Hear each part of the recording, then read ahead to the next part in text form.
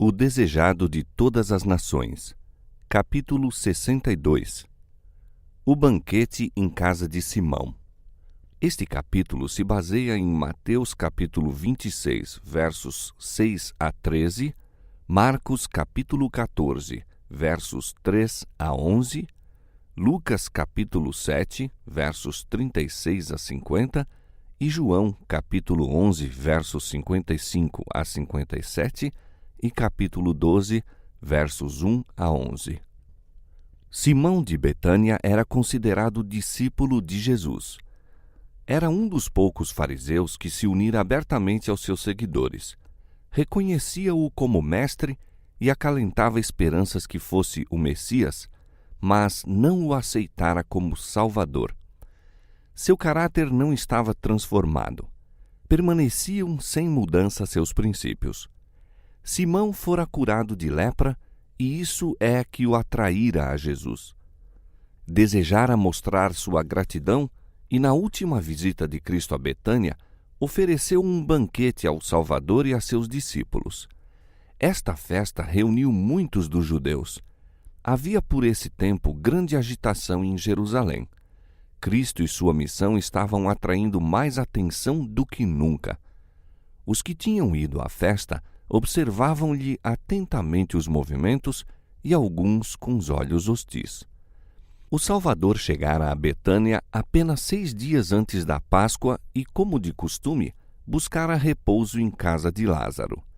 As multidões de viajantes que se dirigiam rumo à cidade divulgaram as novas de que ele estava a caminho para Jerusalém e descansaria o sábado em Betânia. Havia entre o povo grande entusiasmo. Muitos afluíam a Betânia, alguns por simpatia para com Jesus e outros por curiosidade de ver a pessoa que fora ressuscitada dos mortos. Muitos esperavam ouvir de Lázaro uma história maravilhosa das cenas testemunhadas depois da morte. Surpreendiam-se de que ele não lhes contasse coisa alguma. Não tinha nada para contar a respeito. Declara a inspiração: os mortos não sabem coisa nenhuma. O seu amor, o seu ódio e a sua inveja já pereceram. Mas Lázaro tinha um maravilhoso testemunho a dar com respeito à obra de Cristo. Para esse fim fora ressuscitado. Com segurança e poder, declarava que Jesus era o Filho de Deus. As notícias levadas para Jerusalém pelos que visitavam Betânia aumentavam a agitação. O povo estava ansioso de ver e ouvir a Jesus. Havia uma geral interrogação se Lázaro o acompanharia a Jerusalém e se o profeta seria coroado rei durante a Páscoa. Os sacerdotes e príncipes viram que seu domínio sobre o povo continuava a enfraquecer e mais acerbo se tornava seu ódio contra Jesus. Mal podiam esperar a oportunidade de o tirar de seu caminho para sempre. À medida que o tempo passava, começaram a temer que afinal talvez não fosse a Jerusalém. Lembravam-se de quantas vezes lhes frustrara os desígnios assassinos e temiam que lhes houvesse lido os pensamentos contra ele e permanecesse ausente. Mal podiam ocultar sua ansiedade e indagavam entre si: que vos parece? Não virá a festa? Foi convocado o concílio dos sacerdotes e fariseus. Desde a ressurreição de Lázaro, aumentara tanto a simpatia do povo para com Jesus que seria perigoso lançar mão dele abertamente.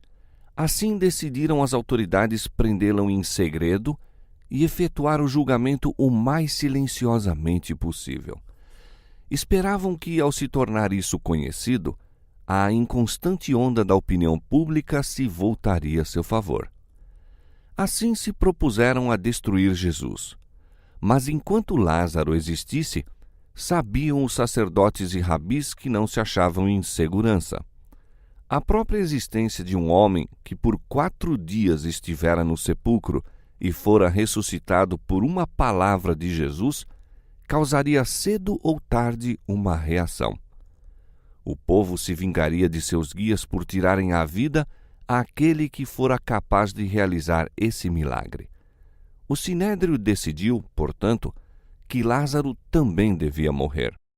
A tal ponto a inveja e os preconceitos levam seus escravos.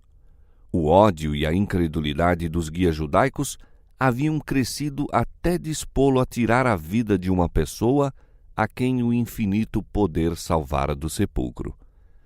Enquanto se tramava em Jerusalém essa conspiração, Jesus e seus amigos eram convidados à festa de Simão.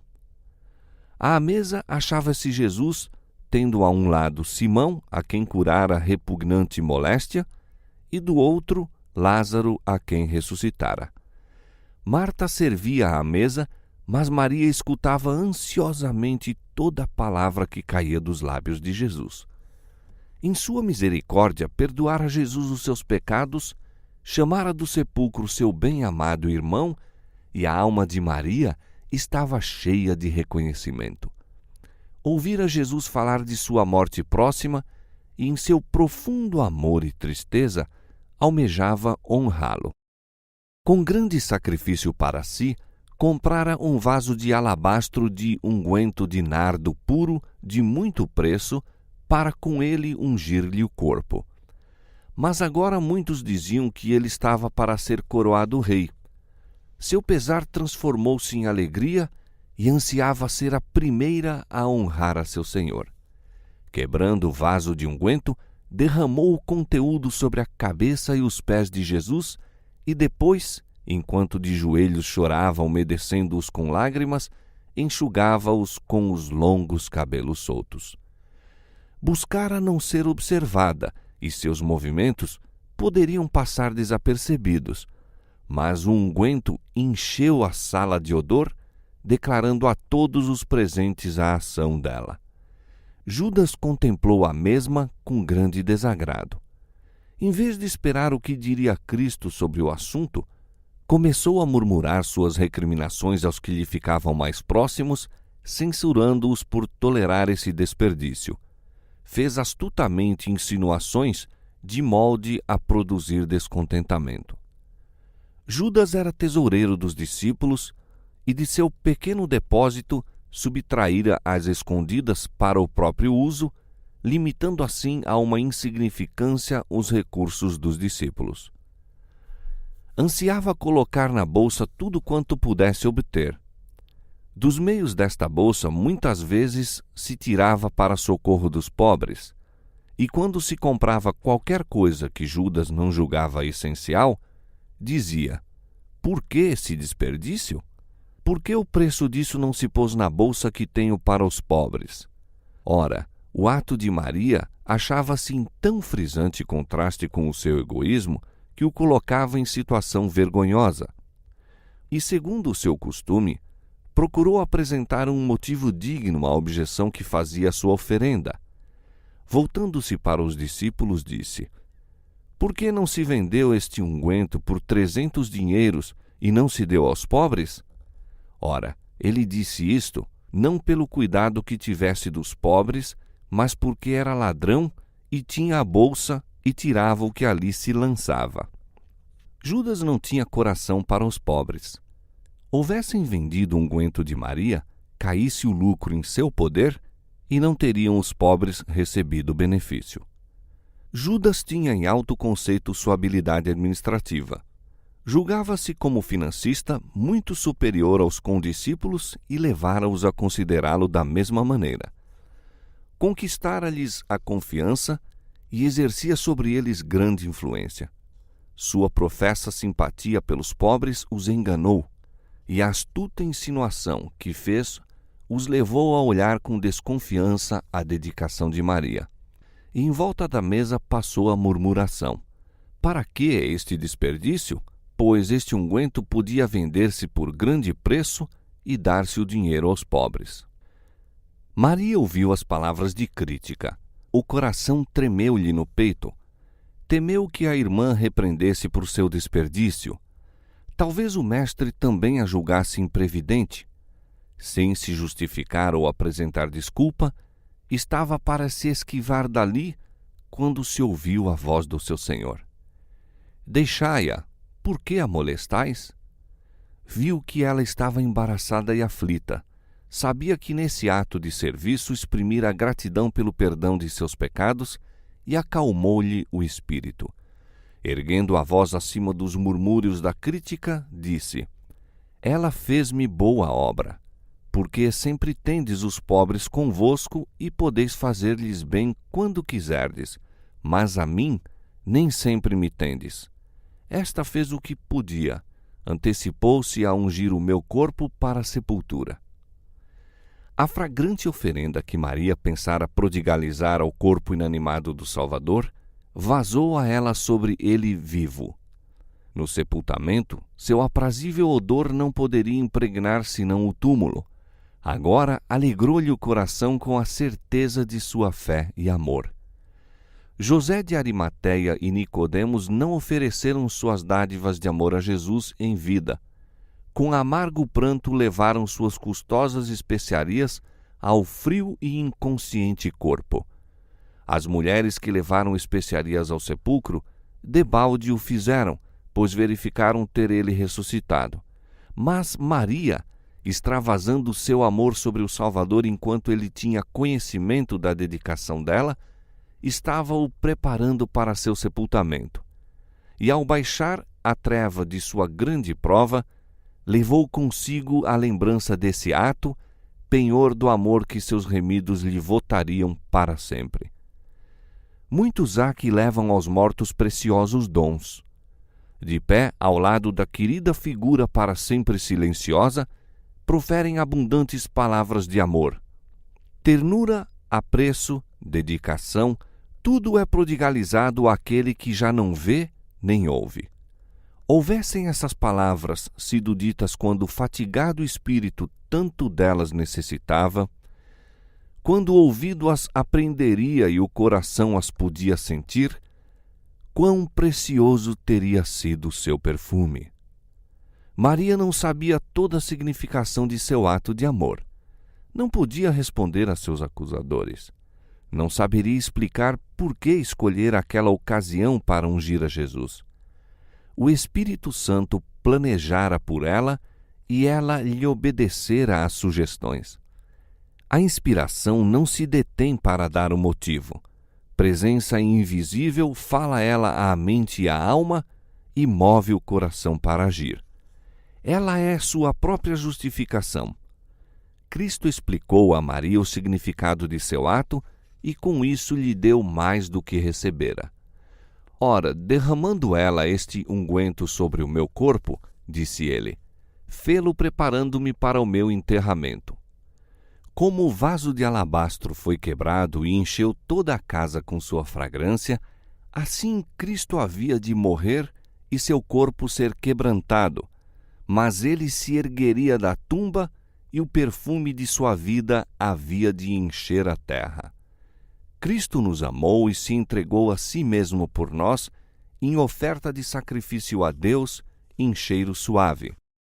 Em verdade vos digo, declarou Cristo, que em todas as partes do mundo onde este evangelho for pregado, também o que ela fez será contado para sua memória. Contemplando o futuro, o Salvador falou com segurança a respeito de seu evangelho. Ele devia ser pregado por todo o mundo. E onde quer que se estendesse o evangelho, a oferenda de Maria havia de espargir sua fragrância e por sua ação espontânea seriam abençoados outros corações. Erguer-se-iam e cairiam impérios, seriam esquecidos nomes de monarcas e conquistadores, mas o feito dessa mulher seria imortalizado nas páginas da história sagrada. Enquanto o tempo durasse, aquele partido vaso de alabastro contaria a história do abundante amor de Deus a uma raça caída. O ato de Maria achava-se em assinalado contraste com o que Judas estava para praticar. Que incisiva lição poderia ter Cristo dado àquele que lançara a semente da crítica e do mau juízo na mente dos discípulos? Com quanta justiça poderia o acusador haver sido acusado? Aquele que lê os motivos de cada alma e entende toda a ação poderia ver aberto aos olhos dos convivas da festa sombrios capítulos da vida de Judas. Poderia ter sido patenteada a vã pretensão em que o traidor baseava suas palavras, pois, em vez de compadecer-se dos pobres, roubava-os do dinheiro que se destinava a socorrê-los. Poderia haver sido excitada indignação contra ele por sua opressão à viúva, ao órfão e ao jornaleiro. Houvesse, porém, Jesus desmascarado Judas, isso teria sido apresentado como causa da traição. E se bem que acusado de ladrão, Judas teria captado simpatia mesmo entre os discípulos. O Salvador não o repreendeu e evitou assim dar-lhe desculpa para a traição. O olhar que Jesus lhe lançou, no entanto, convenceu a Judas de que o Salvador lhe penetrara a hipocrisia e lera seu baixo, desprezível caráter. E louvando Maria, tão severamente reprovada, Cristo repreendera a Judas. Antes disso, o Salvador nunca lhe fizera uma censura direta. Agora, a reprimenda irritou-lhe o coração. Decidiu vingar-se. Da ceia, saiu diretamente para o palácio do sumo sacerdote, onde encontrou reunido o conselho e ofereceu-se para lhes entregar Jesus nas mãos. Os sacerdotes se regozijaram. A esses guias de Israel fora concedido o privilégio de receber a Jesus como Salvador, sem dinheiro e sem preço. Mas recusaram o precioso dom a eles oferecido no mais terno espírito de constrangedora afeição. Recusaram aceitar aquela salvação que é mais valiosa do que ouro e compraram seu Senhor por 30 moedas de prata. Judas condescendera com avareza até que ela lhe dominara todos os bons traços de caráter. Invejou a dádiva feita a Jesus. Seu coração queimou de inveja de que o Salvador fosse objeto de uma oferenda digna dos monarcas da terra. Por uma quantia muito inferior à do vaso de unguento, traiu a seu Senhor. Os discípulos não eram como Judas. Amavam o Salvador. Não lhe apreciavam, entretanto, o elevado caráter. Houvessem compreendido o que fizera por eles, e teriam sentido que coisa alguma que lhe fosse oferecida era desperdiçada. Os magos do Oriente, que tão pouco sabiam a respeito de Jesus, haviam mostrado mais verdadeiro apreço da honra que lhe era devida. Levaram preciosas dádivas ao Salvador e diante dele se inclinaram em homenagem quando era ainda um simples bebê deitado na manjedoura. Cristo dá valor aos atos de sincera cortesia. Quando qualquer lhe presta um favor, com celestial delicadeza ele o abençoava.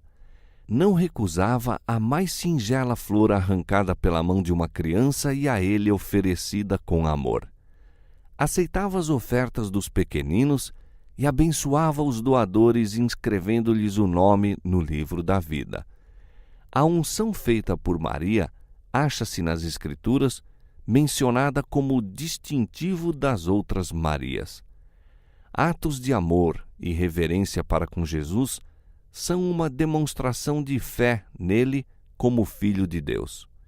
E o Espírito Santo menciona como testemunho de lealdade para com Cristo: se lavou os pés aos santos, se socorreu os aflitos, se praticou toda a boa obra. Cristo se deleitava no sincero desejo de Maria de fazer a vontade de seu Senhor. Aceitava a riqueza do puro afeto que seus discípulos não compreendiam, não queriam compreender.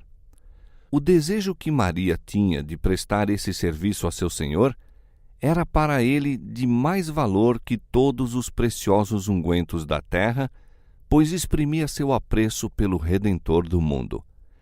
Era o amor de Cristo que a constrangia. Enchia-lhe a alma a incomparável excelência do caráter de Cristo. Aquele unguento era símbolo do coração da doadora. Era demonstração exterior de um amor nutrido por correntes celestiais e que chegara a ponto de extravasamento. A obra de Maria era exatamente a lição que os discípulos necessitavam para mostrar-lhes que seriam aprazíveis a Cristo as expressões de amor por parte deles.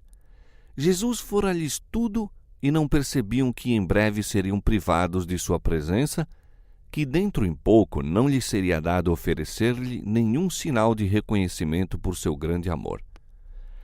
A soledade de Cristo, separado das cortes celestiais, vivendo a vida da humanidade, nunca a compreenderam nem apreciaram devidamente os discípulos. Foi muitas vezes magoado porque não lhe dispensavam aquilo que deles deveria ter recebido. Sabia que, estivessem sob a influência dos anjos celestiais que o acompanhavam, também haviam de considerar que nenhuma dádiva era de suficiente valor para exprimir o espiritual afeto do coração. Seu reconhecimento posterior deu-lhes o verdadeiro sentimento quanto às muitas coisas que poderiam ter feito para Jesus, exprimindo o amor e o reconhecimento de seu coração enquanto lhe estavam ao lado. Quando não mais Jesus se achava entre eles e se sentiam na verdade como ovelhas sem pastor, começavam a ver como poderiam ter manifestado para com ele atenções que lhe teriam alegrado o coração. Não mais então censuraram a Maria, mas a si mesmos. Oh, se lhes fosse dado retirar sua crítica e apresentarem os pobres como mais dignos da oferenda do que Jesus! Sentiram vivamente a reprovação ao tirarem da cruz o ferido corpo de seu Senhor. A mesma falta se manifesta hoje em nosso mundo. Poucos somente apreciam o que Cristo é para eles. Fizessem-no, no entanto, e o grande amor de Maria seria expressado, a unção liberalmente feita. Não seria considerado desperdício o custoso unguento. Coisa alguma se reputaria demasiado preciosa para Cristo, nenhuma abnegação nem sacrifício grande demais para ser suportado por amor dele. As palavras proferidas em indignação, "Por que é este desperdício?", recordaram vividamente a Cristo o maior sacrifício já feito, o dom de si mesmo como propiciação por um mundo perdido. O Senhor seria tão munificente para com a família humana que não se poderia dizer-lhe que lhe era possível fazer mais. No dom de Jesus, Deus deu todo o céu. Sob o ponto de vista humano, esse sacrifício era um espantoso desperdício. Para o raciocínio humano, todo o plano da salvação é um desperdício de misericórdias e recursos. Encontramos por toda parte abnegação e sacrifício feito com toda a alma.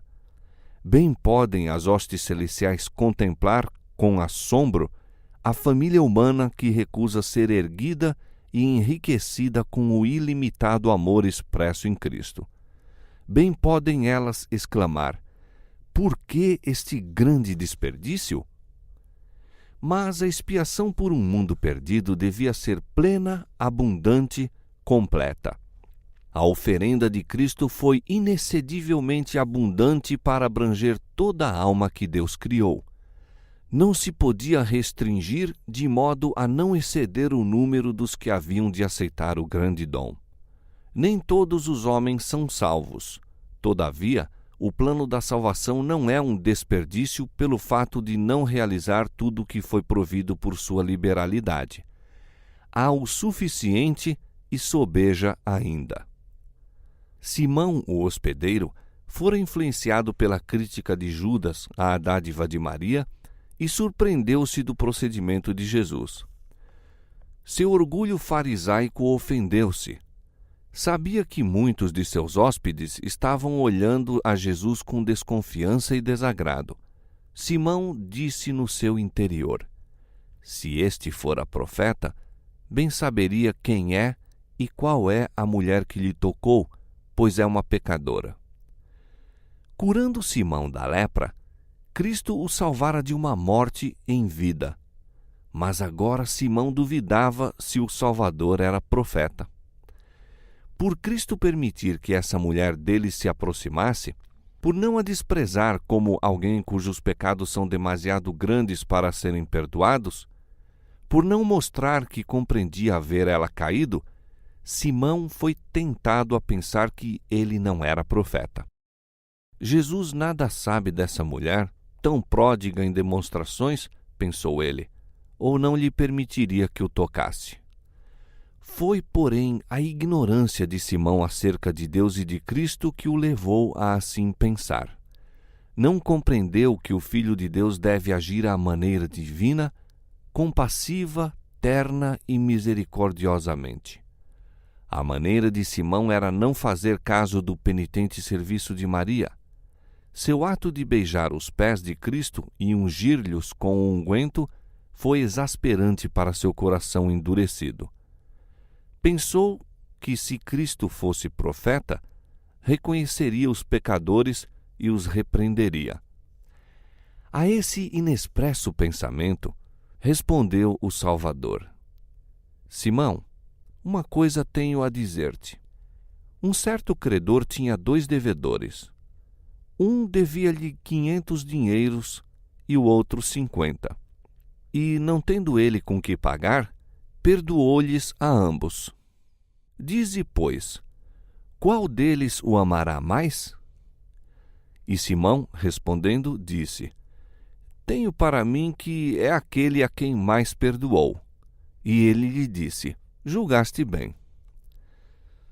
Como fizera Natã com Davi, Cristo ocultou seu bem atirado golpe sob o véu de uma parábola. Lançou sobre o hospedeiro a responsabilidade de proferir a própria sentença. Simão induzira ao pecado a mulher que ora desprezava. Fora por ele profundamente prejudicada.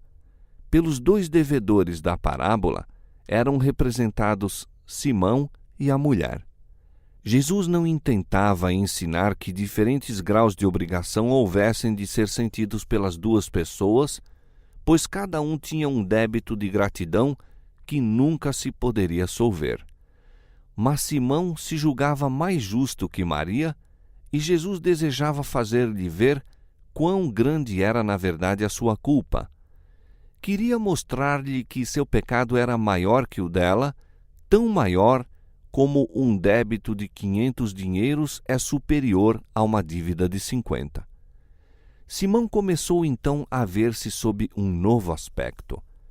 Observou como Maria era considerada por alguém que era mais que profeta. Notou que, com o penetrante olhar profético, Cristo lhe lera o amorável e devotado coração. A vergonha apoderou-se dele e percebeu achar-se em presença de alguém que lhe era superior. Entrei em tua casa, continuou Cristo, e não me deste água para os pés. Mas com lágrimas de arrependimento originadas de amor, Maria lavou-me os pés e enxugou-os com os próprios cabelos. Não me deste ósculo, mas esta mulher, a quem tu desprezas, desde que entrou, não tem cessado de me beijar os pés. Cristo contava as oportunidades que Simão tivera de manifestar seu amor pelo Senhor e o apreço pelo que fora feito por ele. Claramente, se bem que com delicada polidez, o Salvador assegurou a seus discípulos que o coração se lhe magoa quando seus filhos se descuidam de manifestar gratidão para com ele por palavras e atos de amor. O perscrutador do coração lera os motivos que deram lugar ao ato de Maria e viu também o espírito que instigara as palavras de Simão. Vês tu esta mulher? Disse-lhe. É uma pecadora. Digo-te que os seus muitos pecados lhe são perdoados, porque muito amou. Mas aquele a quem pouco é perdoado, pouco ama. A frieza de Simão e sua negligência para com o Salvador mostravam quão pouco apreciava a mercê que lhe fora feita. Julgava honrar a Jesus convidando-o à sua casa, mas viu-se então como na realidade era. Enquanto pensara ler seu hóspede, este o estivera lendo a ele. Viu quão justo era o juízo de Cristo a seu respeito. Sua justiça fora um vestido de farisaísmo. Desprezara a compaixão de Jesus. Não o reconhecera como representante de Deus. Ao passo que Maria era uma pecadora perdoada, Ele era um não perdoado pecador. A rigorosa regra de justiça que quisera impor contra ela condenava-o a ele próprio. Simão foi tocado pela bondade de Jesus em não o repreender abertamente diante dos hóspedes. Não fora tratado como desejara que Maria o fosse. Viu que Jesus não desejava expor sua culpa diante dos outros, mas buscava, por uma exata exposição do fato, convencer-lhe o espírito e, por piedosa bondade, vencer-lhe o coração. Uma severa acusação haveria endurecido Simão contra o arrependimento, mas a paciente admoestação o convenceu de seu erro. Viu a magnitude do débito que tinha para com seu Senhor. Seu orgulho humilhou-se, ele se arrependeu e o altivo fariseu tornou-se um humilde e abnegado discípulo. Maria fora considerada grande pecadora, mas Cristo sabia as circunstâncias que lhe tinham moldado a vida. Poderia haver-lhe extinguido na alma toda a centelha de esperança, mas não o fez. Fora ele que a erguera do desespero e da ruína. 7 vezes ouvira ela sua repreensão aos demônios que lhe dominavam o coração e a mente. Ouvira-lhe o forte clamor ao Pai em benefício dela. Sabia quão ofensivo é o pecado à sua imaculada pureza e em sua força vencera. Quando, aos olhos humanos, seu caso parecia desesperado, Cristo viu em Maria aptidões para o bem. Viu os melhores traços de seu caráter. O plano da redenção dotou a humanidade de grandes possibilidades e em Maria se deviam as mesmas realizar. Mediante sua graça, tornou-se participante da natureza divina. Aquela que caíra e cuja mente fora habitação de demônios, chegara bem perto do Salvador em associação e serviço. Foi Maria que se assentou aos pés de Jesus e dele aprendeu.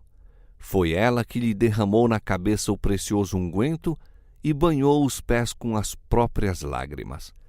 Achou seus pés da cruz e os seguiu ao sepulcro. Foi a primeira junto ao sepulcro depois da ressurreição, a primeira a proclamar o Salvador ressuscitado. Jesus conhece as circunstâncias de toda a alma. Podeis dizer, sou pecador, muito pecador. Talvez o sejais, mas quanto pior fordes, tanto mais necessitais de Jesus. Ele não repele nenhuma criatura que chora contrita.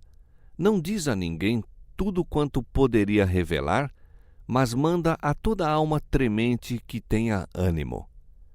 Perdoará abundantemente todos quantos a ele forem em busca de perdão e restauração.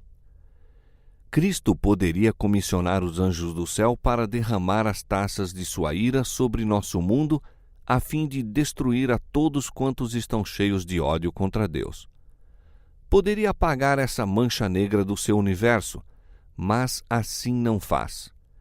Acha-se hoje ante o altar de incenso, apresentando perante Deus as orações dos que desejam seu auxílio. As almas que a ele se volvem em busca de refúgio, Cristo erguerá acima da acusação e da contenda das línguas. Nenhum homem ou anjo mau pode incriminar a essas almas. Cristo as liga à sua própria natureza humano-divina. Acham-se ao lado daquele que tomou sobre si os pecados, na luz que procede do trono divino. Quem intentará acusação contra os escolhidos de Deus? É Deus quem os justifica. Quem os condenará? Pois é Cristo quem morreu, ou antes, quem ressuscitou dentre os mortos, a qual está à direita de Deus e também intercede por nós. Romanos capítulo 8, versos 33 e 34.